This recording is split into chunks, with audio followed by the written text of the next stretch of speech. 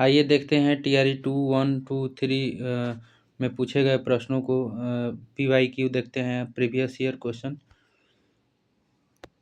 बोल रहा है कि पहला क्वेश्चन से स्टार्ट करते हैं। इसमें होगा यांत्रिकी एवं पदार्थों के गुण के बारे में देखेंगे। पहला क्वेश्चन बोल रहा है कि एक व्यक्ति पृथ्वी पर अधिक भार किस स्थिति में धकेल सकता है? तो इसका आंसर हो जाएगा ए का एप्पल, खड़े होने की स्थिति में। 2 का देखेंगे। 2 नंबर क्वेश्चन बोल रहा है कि मिट्टी के तेल के बर्तन में बर्फ का एक टुकड़ा डाला जाता है। बर्फ के पिघलने पर मिट्टी का तेल के सतह क्या होगा? तो इसका आंसर हो जाएगा आपका 2 का एप्पल, मिट्टी का तेल गिरेगी। 3 नंबर क्वेश्चन बोल रहा है कि भू-स्थिर उपग्रह घूमता है। तो इसका आंसर हो जाएगा आपका 3 का बॉय, स्थिर ऊंचाई पर। 4 क्वेश्चन देखेंगे। स्वतंत्र रूप से पृथ्वी की ओर गिरते हुए निकाय की कुल ऊर्जा होगी। तो 4 का हो जाएगा एप्पल, स्थिर रहता है। 5 का देखेंगे आंसर। बोल रहा है ऊर्ध्वाधर फायरिंग के लिए सेट किए गए रॉकेट का वजन 50 किलोग्राम है। इसमें 450 किलोग्राम ईंधन है। इसका अधिकतम निकास 5 किलोमीटर प्रति सेकंड हो सकता है। लॉन्चिंग पैड से इसे थोड़ा ऊपर उठाने के लिए इसकी ईंधन खपत की न्यूनतम दर क्या होगी? तो इसका आंसर हो जाएगा 5 का एप्पल, 0.98 किलोग्राम प्रति सेकंड। 6 नंबर क्वेश्चन बोल रहा है कि देख लीजिए, यहाँ पर सब पूछा गया प्रश्न है। बोल रहा है कि केंद्रीय बल विभव -k/r के⁻n इसका आंसर हो जाएगा। यहाँ से देखते हैं 6 का हो जाएगा आपका आंसर नंबर कैट, 2k⁻n/2 + 1। 7 नंबर क्वेश्चन देखेंगे। बोल रहा है कि द्रव्यमान m1 के प्रक्षेप्य द्रव्यमान m2 के लक्ष्य के साथ प्रकीर्णन में प्रयोगशाला तंत्र द्रव्यमान केंद्र तंत्र इतना गतिज ऊर्जाओं का अनुपात क्या होगा? तो इसका आंसर हो जाएगा आपका 7 का बॉय, m1 + m2 अनुपात m2।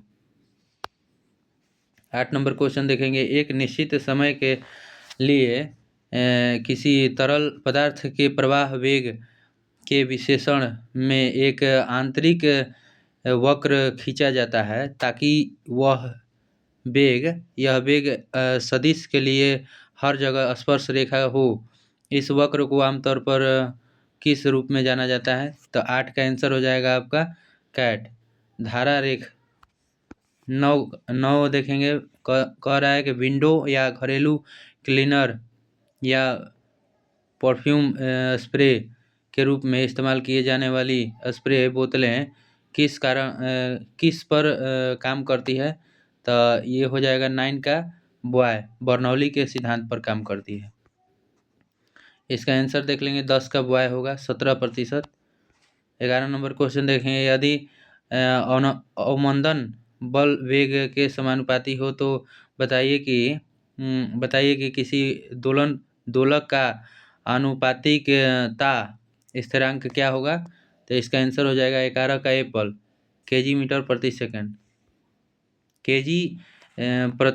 होगा जी। 12 का आंसर देखेंगे। 12 का बोल रहा है कि क्षैतिज तल से थीटा कोण पर झुके हुए एक समतल के शीर्ष एक कण को u गति से प्रक्षेपित किया जाता है। कण के प्रक्षेपण बिंदु के समतल पर कण के दुगने की दूरी क्या होगी? तो 12 का आंसर हो जाएगा आपका कैट, 2u² g tan थीटा और sec थीटा। 13 नंबर क्वेश्चन देखेंगे। बोल रहा है कि 2 किलोग्राम, ये इसका आंसर है, देख लेंगे डायरेक्ट।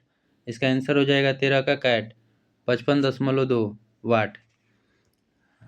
14 नंबर क्वेश्चन बोल रहा है कि किसी वस्तु के औसत वेग औसत गति का अनुपात क्या होगा? तो इसका आंसर हो जाएगा 14 का कैट, 1 या 1 से कम। 15 नंबर बोल रहा है कि दो समान द्रव्यमान वाली वस्तुओं के आमने सामने के प्रत्यास्थ टक्कर में खाली स्थान होता है, तो 15 का डॉग हो जाएगा आंसर। इसमें वेग व्यक्ति व्यक्तिहारित होते हैं और संवेग इसमें सब आंसर हो जाएगा। 16 का देखेंगे आंसर। बोल रहा है कि क्वेश्चन देखेंगे, किस ऊर्जा परिवर्तन में घर्षण बल शामिल है? तो इसका आंसर हो जाएगा 16 का एप्पल हो जाएगा, गतिज ऊर्जा और ऊष्मीय ऊर्जा में। 17 नंबर क्वेश्चन बोल रहा है कि एच ऊंचाई से स्वतंत्र रूप से गिरती हुई एक वस्तु उसके मार्ग में एच ऊंचाई पर छोटा एच ऊंचाई पर स्थित एक झुके तल से टकराती है। प्रभाव से वस्तु के वेग की दिशा क्षैतिज हो जाती है। जमीन पर वस्तु के पहुंचने की अधिकतम समय हेतु छोटा एच बाई बड़ा एच का अनुपात क्या होगा? तो 17 का आंसर हो जाएगा आपका बॉय 1:2। 18 नंबर बोल रहा है कि जब आप किसी रबड़ बैंड को स्ट्रेच करते हैं तो बताइए कि स्थानांतरित ऊर्जा किस रूप में स्टोर होती है? तो इसका आंसर हो जाएगा 18 का एप्पल, स्थितिज ऊर्जा में स्टोर होती है। 19 का आंसर डायरेक्ट देख लेंगे हम लोग। 19 का कैट आंसर 1 सेकेंड आएगा। 20 नंबर क्वेश्चन देखेंगे यहाँ से। 20 नंबर मैथे है, इसको भी देख लेंगे। बोल रहा है कि 20 का बॉय हो जाएगा। और ये भी इसका फॉर्मूला होता है। बोल रहा है कि 21 का नंबर क्वेश्चन, एक दीवार के से जुड़ी स्प्रिंग स्थिरांक के वाली एक स्प्रिंग के विपरीत एक एम द्रव्यमान वाले ब्लॉक को ढकेला जाता है। जिस इस दीवार के सेट एक घर्षण रहित टेबल पर ब्लॉक फिसलता है। स्प्रिंग पर स्वाभाविक लंबाई L है तथा उसे उसकी स्वाभाविक लंबाई के आधे के बराबर दबाया जाता है। जब ब्लॉक को छोड़ा जाता है, जब स्प्रिंग अपनी स्वाभाविक लंबाई प्राप्त कर लेती है, तब ब्लॉक का वेग होगा। तो 21 का आंसर हो जाएगा आपका boy L/2 √K/m। 22 number question, माना कि आप जमीन पर खड़े रखे सूटकेस को उठाकर एक टेबल पर रखते हैं। आपके द्वारा सूटकेस पर किया गया कार्य निर्भर नहीं करेगा। तो किस पर निर्भर नहीं करेगा? तो 22 का आंसर हो जाएगा आपका डॉग, सूटकेस द्वारा लिए गए मार्ग पर और सूटकेस गतिविधि में आपके द्वारा लिया गया समय पर, सूटकेस के वजन पर। 23 नंबर बोल रहा है कि एक सुदृढ़ निकाय का कोणीय संवेग L है, जिसकी गतिज ऊर्जा यदि आधी कर दी जाए तो कोणीय संवेग क्या होगा? 23 का आंसर हो जाएगा आपका एलिफेंट। माना कि एक हल्की 23 का आंसर देख लेंगे। इसका L1 बराबर होगा, इसका आंसर देख लेंगे 23 का। L1 बराबर होगा L/√2 होगा। 24 नंबर क्वेश्चन बोल रहा है कि माना कि एक हल्की छड़ के सिरों पर भारी द्रव्यमान वाले कण Ma Mb जुड़े हैं। Ma द्रव्यमान वाले छोर से r1 दूरी, Mb द्रव्यमान वाले सिरे r2। तो इसका आंसर हो जाएगा आपका 24 का एप्पल, Ma r1 का whole square plus M2 r1 का r2 का होल स्क्वायर। बोल रहा है किसी निकाय का जड़त्व आघूर्ण कब प्रदर्शित होता है? तो 25 का आंसर हो जाएगा एप्पल, जब गति घूर्णी हो। 26 नंबर क्वेश्चन बोल रहा है कि दो असमान द्रव्यमान आपस में एक दबी स्प्रिंग से जुड़े हैं।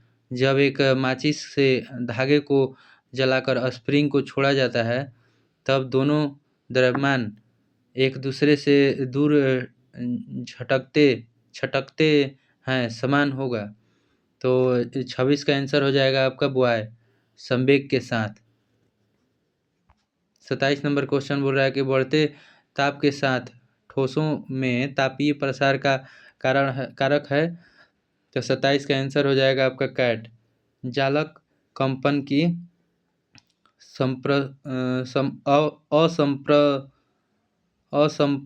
अप्रसंगवादिता। 28 का आंसर हो जाएगा, ये मैथ ही है। 28 का आंसर हो जाएगा आपका एप्पल 82 ग्राम। बाह्य की अनुपस्थिति में एक तरल छोटी बूंद की आकृति को निर्धारित करने वाला कारक है, तो 29 का हो जाएगा आपका बॉय पृष्ठ तनाव। 30 नंबर बोल रहा है कि एम द्रव्यमान के एक निकाय को 2r त्रिज्या की कक्षा से 3r त्रिज्या की कक्षा में जाने के लिए कितनी ऊर्जा की आवश्यकता होगी, तो इसका आंसर हो जाएगा आपका 30 का बॉय Gm बड़ा M और छोटा m by 6r। 33 number question बोल रहा है, 31 नंबर क्वेश्चन देखेंगे पहले। बोल रहा है कि धारा रेखीय प्रवाह में 31 का आंसर हो जाएगा आपका डॉग। कणों का वेग सदैव समान होता है। किसी बिंदु पर पहुंचने वाले सभी कणों की गतिज ऊर्जाएं समान होती हैं। किसी बिंदु पर पहुंचने वाले सभी कणों के संवेग समान होते हैं। बोल रहा है कि ताप के बढ़ने पर प्रत्यास्था गुणांक पर क्या प्रभाव पड़ेगा, तो 32 का आंसर हो जाएगा बॉय घटता है। अब देखेंगे यहाँ से 33 नंबर क्वेश्चन बोल रहा है कि 0 डिग्री सेल्सियस पर 1 किलोग्राम बर्फ उसी ताप पर पानी में पिघल जाती है, एंट्रोपी में खाली स्थान होगा, तो इसका आंसर हो जाएगा 33 का कैट 293 कैलोरी के पावर -1। 134 नंबर क्वेश्चन बोल रहा है कि ऊर्जा के समान विभाजन के नियमानुसार ठोसों की मूलीय विशिष्ट ऊष्मा किस पर आश्रित होती है, तो 34 का हो जाएगा आपका आंसर एलिफेंट।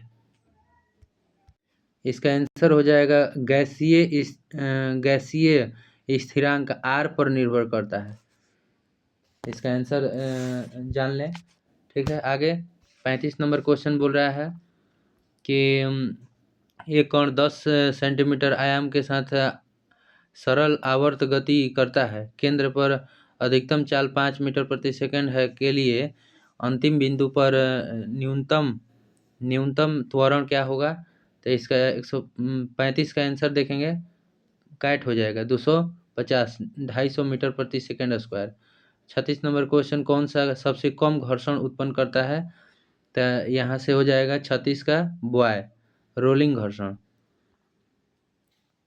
37 नंबर क्वेश्चन माने कि एक हल्का ग्रह एक तारे चारों ओर बड़ा आर त्रिज्या की वृत्तीय कक्षा में टी परिक्रमा काल से विचरण कर रहा है। इन दोनों के बीच गुरुत्वीय आकर्षण बल r के पावर -5/2 का समानुपाती होगा, तब समानुपाती है, तब इसका आंसर हो जाएगा 37 का कैट t² समानुपाती r के पावर 7/2। 38 नंबर क्वेश्चन बोल रहा है किसी दिए गए समय अंतराल में एक कण के लिए वेग समय ग्राफ के अंतर्गत क्षेत्र प्रतिनिधित्व करता है, तो 38 का आंसर हो जाएगा आपका 38 का आंसर हो जाएगा आपका एप्पल विस्थापन का। 39 नंबर क्वेश्चन बोल रहा है कि दो गोलियां एक साथ एक ही स्थान से किंतु अलग अलग गति से क्षैतिज दिशा में दागी जाती है।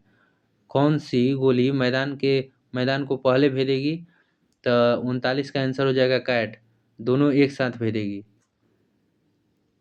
बोल रहा है कि यदि वृत्ताकार गति करते किसी पिंड की तरह चाल एवं त्रिज्या दोनों को दोगुना कर दें तो अभिकेंद्रीय त्वरण का परिणाम होगा, तो 40 का आंसर हो जाएगा कैट दोगुना होगा।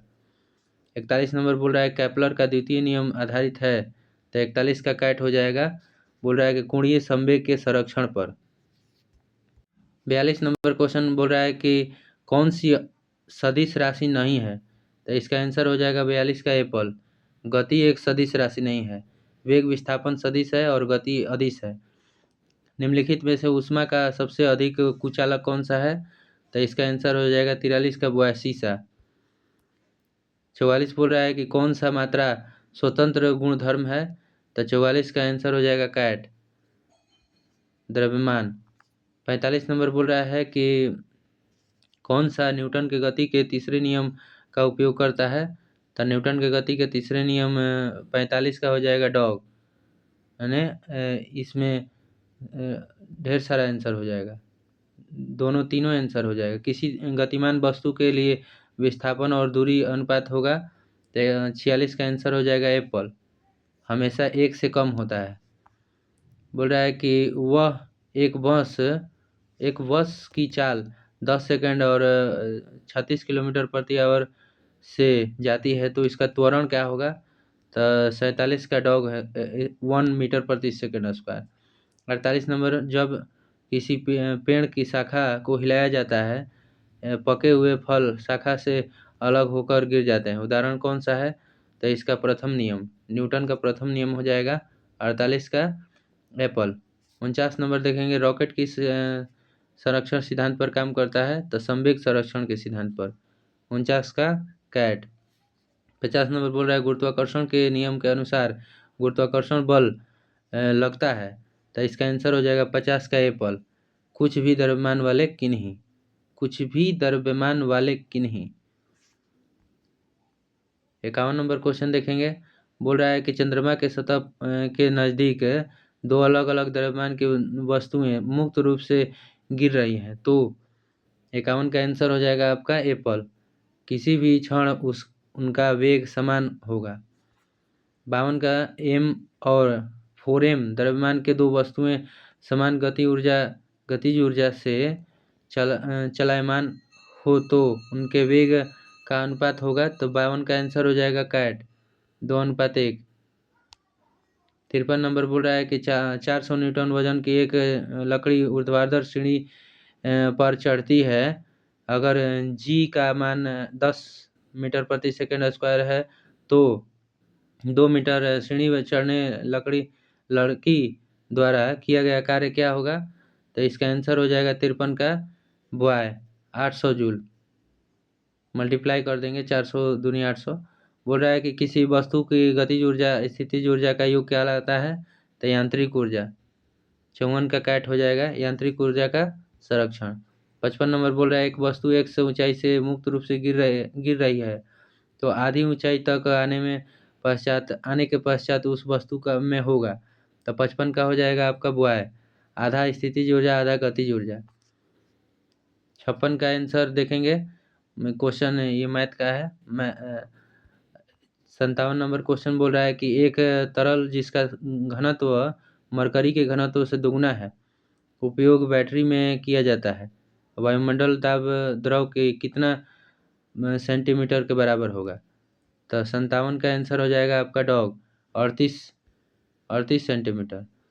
लास्ट क्वेश्चन, वैसे तरल पदार्थों के मामले में जो पात्र के दीवारों को गीला नहीं करते हैं, तो 58 का आंसर हो जाएगा आपका बॉय, ससंजक बल का मान आसंजक बल से अधिक होता है।